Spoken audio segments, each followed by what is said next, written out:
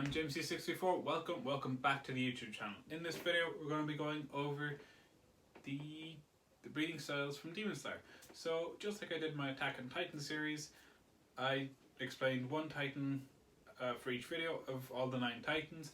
I'm going to explain one breeding style for each video, eventually until I've explained all 14 of the breeding styles. Now, I'm going to leave Sun and Moon for last, and how I'm going to explain this is how I'm going to explain them is I'll pick one of the 5 main branches and I'll go down the branch. So I'm going to start off with water breathing, just like the anime did. Then I'm going to go into flower or serpent because they branch off from water, and insect branches off from flower. So once I explain flower, I'll do insect next. So yeah, let's get straight into it by talking about water breathing. The whole idea of water breathing is, I'll explain where it came from first. So water breathing came from when Yoruichi Tsukuni, the progenitor or the creator of sun breathing, he joined the Demon Slayer Corps, and this is referred to as the golden age of the Demon Slayer Corps. He wanted to teach his friends, or the other members of the Demon Slayer Corps, sun breathing, but they didn't have the raw natural talent that Yoruichi did, so they weren't able to learn sun breathing. So he focused on each one's individual strengths and weaknesses, and then eventually created 5 weaker but separate, like 5 derivatives or weaker versions of sun breathing. They're imitation breathing styles. And these breathing styles are water, flame breathing, thunder breathing, stone breathing, and wind breathing. And that was the start of like the Demon Slayer Corps. And they didn't actually name the breathing styles until much later on. Well, not much later on, but they didn't name them until later on down the line, after they had already learned them. And yeah, that's pretty much where water breathing comes from. So let's get straight into water breathing. The user of water breathing is meant to, it's to adapt to your situation in fighting. It's meant to show off the flowing, the flexibility and the flowing movement of water, and the adaptation of water to any environment that it's in. When someone's using water breathing, they're normally moving their body and their sword around a lot to represent obviously the flexibility of water and how it's constantly flowing and how it's able to adapt to all of its situations. So, and you also you envision yourself creating and controlling and manipulating water. Now, I will say the actual visual effects that we see of water, the thunder, everything else, they actually don't exist in the show. They're just for the audience's understanding, and we know this because it's literally been said by the creator of the show that they don't exist in the show. They're just for us to understand. So yeah, I just figured I'd explain that as well. This is for all the breathing styles, not just water breathing. Let's get straight into talking about water breathing. Has 7 users, which are Orokodaki, who's a previous Hashira.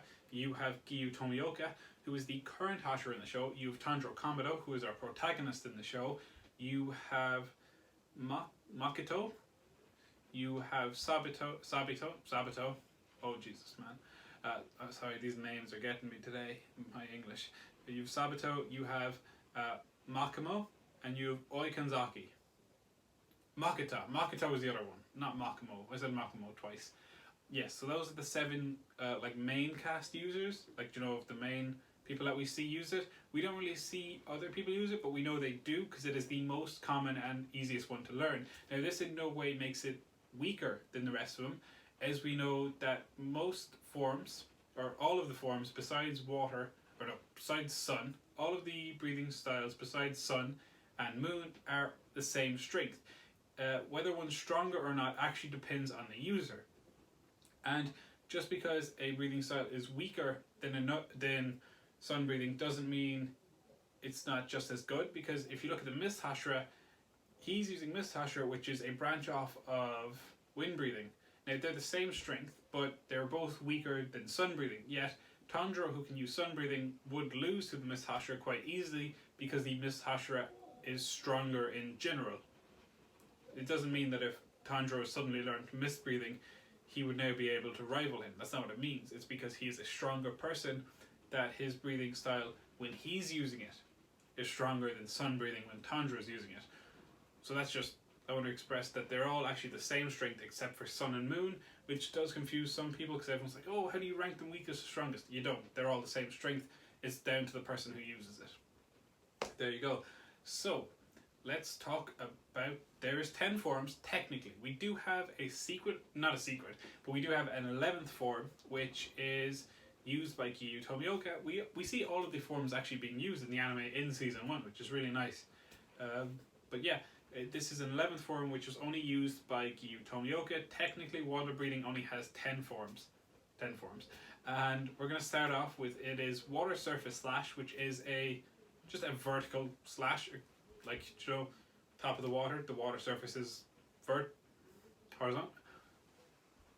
Horizontal? I cannot remember the word now. I think it's horizontal. Yeah, but it's this way, across. I'll put the picture up. Next up, I have my list of notes because it's hard to remember everything. The second movement is Water Wheel, which is the user jumping forward and striking in a circular motion representing a wheel. That's Water Wheel. Next up is a Flowing Dance, which is where the user is constantly striking and moving in a rhythmic / flowing movement, constantly moving and just gaining speed and agility, and they're just moving around. That's it. It's like you're dancing with a sword in your hand. The flowing dance. Yeah. Next up is Striking Tide. Striking Tide is simultaneous or constant circular strikes which can be used to defeat multiple enemies at the same time, or not defeat, but defeat or strike multiple enemies at the same time. Fifth one is Blessed Rain After the Drought, which this is probably one of the coolest ones visually.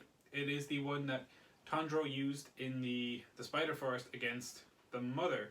It is where the user changes their grip on the sword, and it is said to be quite a peaceful strike. Like the cut is very painless and peaceful, or at least that's what it's said to be, and it almost has a warm after effect. The next one, number 6, is Whirlpool. So this is a quite a forceful circular movement, and of your entire body, both the top and the bottom, spinning rapidly. This is great in water and outside of water because it'll create. You're doing it so quick outside of water that you actually create air flow to follow you. You create a whirlpool of air basically, and that's why in the water it's just as powerful, because it's a water breathing technique with a whirlpool. Yeah, I feel like why am I explaining these so basically? The next one, number 7, is Piercing Raindrop, which is where the user just creates one quick stab movement. Next up is number 8, which is Waterfall Basin, which is a very powerful downward strike. The next up is number 9, which is technically not a striking movement. It is Splashing Water Flow. So it is used for movement. When there is limited movement, you change up your fighting style, and you can use as little ground as possible. This was perfect during the mansion when they had to fight Tanjiro had to fight the drum demon. He was on his own fighting him, but we've seen a perfect example of it there because he wasn't able to touch the ground for that long. So once he got his footing, he was able to use Splashing Water Flow to kind of just need as little ground as possible. That's the whole idea. Without it affecting your actual fighting style, so you can still fight perfectly without needing too much stepping space, if that makes sense. Then number 10, which is Constant Flux, which is you are constantly striking repeatedly, very quick movement, and it's one movement, and it'll get stronger and stronger and stronger as you're moving, and this will create a dragon. It's the dragon that we saw Tanjiro fight Rui with, where he's constantly moving forward and there's no stop to him. He's just constantly flowing. I'm going to be honest, some of these names are quite easy to explain. Number 11, which is specific to Giyu Tomioka, which is the current Hashira of water, the current water Hashira. He created form number 11, which is known as Dead Calm. Now how this works is basically you stand completely still, no movement, and you empty your mind and you're just waiting for the attack, and